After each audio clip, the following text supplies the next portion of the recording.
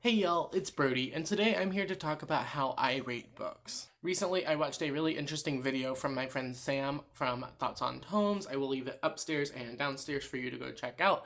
And it was about what she finds helpful when consuming reviews. So, because I don't do a lot of solo book reviews on my channel, and I tend to use Goodreads just for like keeping track of my star rating, and then I talk more about the books like in tags or random videos or whatever, I thought it would be helpful to you folks to kind of like get an idea of like how I rate books and where certain things fall and how I weigh things. One star books for me are books that I did not enjoy at all.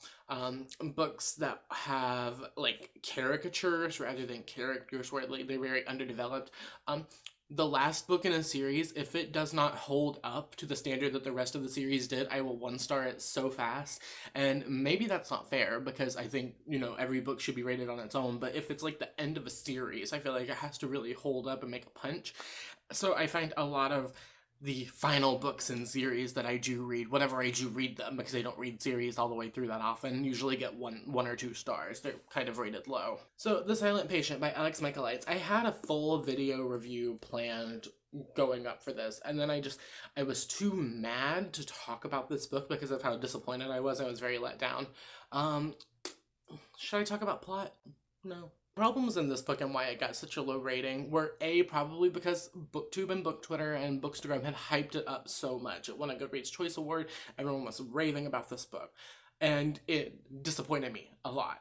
So I think I originally gave this a 2, but looking back, it's definitely bumped down to a 1. In my brain, it's a 1 star. I can't change that. And I I understand that like I don't have to like every character, but in this book I felt like there were no characters. There were like cardboard cutouts of characters. Everyone was very underdeveloped. Motives did not make sense to me. I thought the plot was very convoluted. It was just not it for me. So this was a 1 star. I feel like 2 stars are books that I did enjoy. Like, they're not bad books. They're not 1 stars. So there were aspects of them that I did enjoy for some reason or another. Usually that's the story. I can usually appreciate the story in a 2 star book, or the characters. I feel like the characters are another big part of 2 star reads for me, because I will like a character, or I will like a bit of the story or like a certain plot line, but the rest of it just falls flat because of stereotypes or misinformation or mismarketing. I feel like mismarketing is a big part of 2 star books for me too. The book that had no plot, that made no sense, that I did not like any of the characters. Yeah, The Babysitter's Coven by Kate Williams. This is brain candy. This is not meant to be read seriously. However, I feel like this book suffered from mismarketing because it was marketed as a YA book, but it felt like it should have been a middle grade that they just aged up to get to the YA market. I don't know if that's true. Don't quote me on that. That's just my feelings. That was everyone's feelings in our live show that I did for my old book club. If you want to write a middle grade, just write a middle grade. I do think what bumped this up for me were pop culture references. I'm a sucker for a good pop culture reference in the book, and this was full of them. Also, the cover. Is it bad to boost up a star rating because of a cover? Maybe, but I have to find something redeeming to say about it.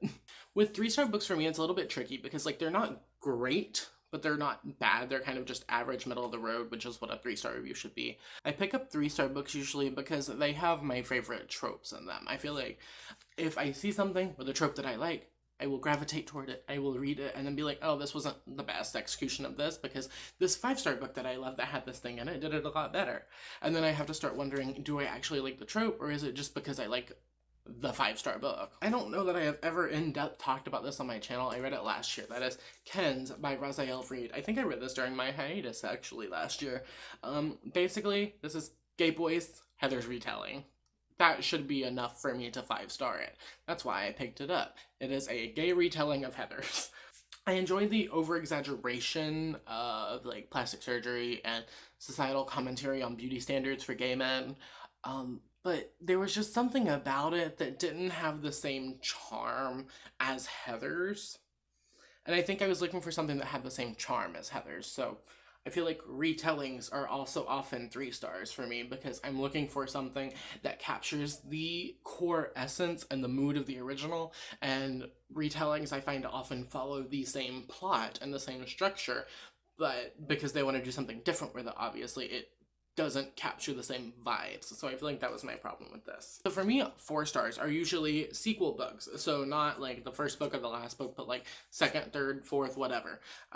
For me, the middle books in a series are usually like 4 stars. Another thing for me with 4 stars, and this is weird, but if something is like halfway a 3 and halfway a 5, I think it's just fair to give it a 4.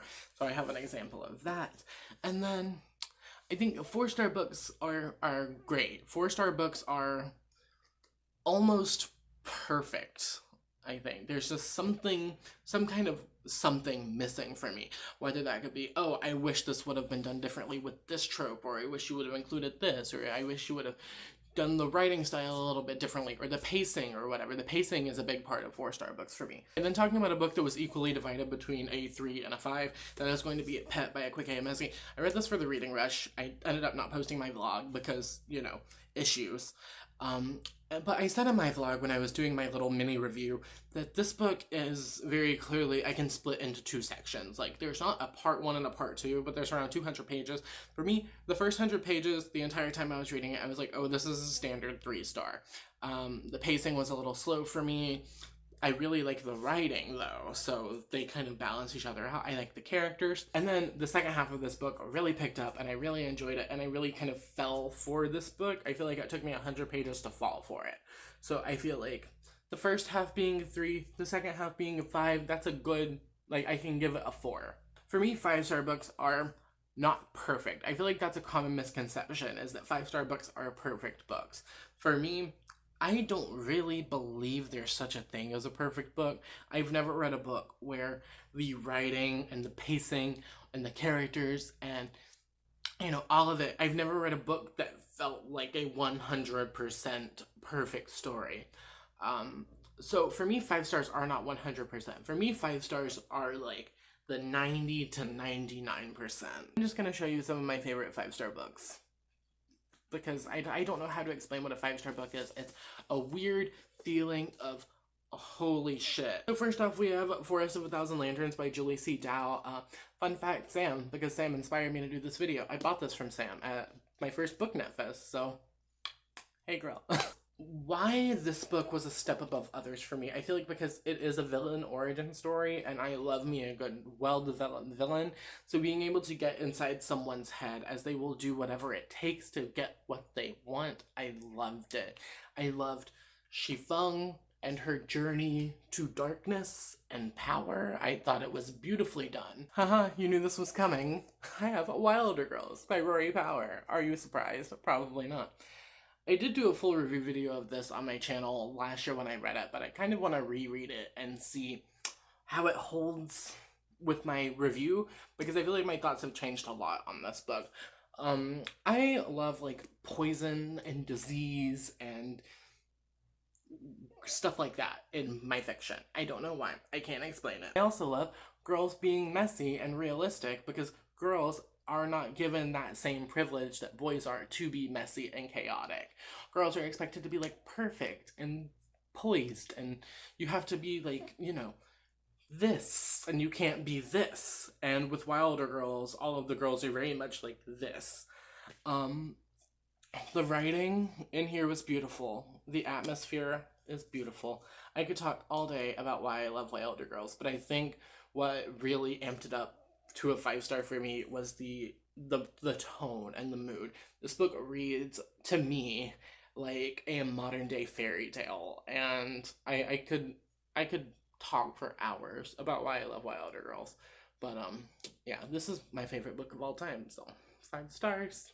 And last, I have one that I have not talked about on my channel in a while, and that is The Serpent King by Jeff Sentner. This is a very different from what I usually read and rate 5 stars. It's a contemporary. It's a small town contemporary. However, what I really enjoyed about this book, I think that Jeff gets these small town vibes right. If you don't know, I'm from a very small town in Alabama that had 1 stop sign and like 18 churches.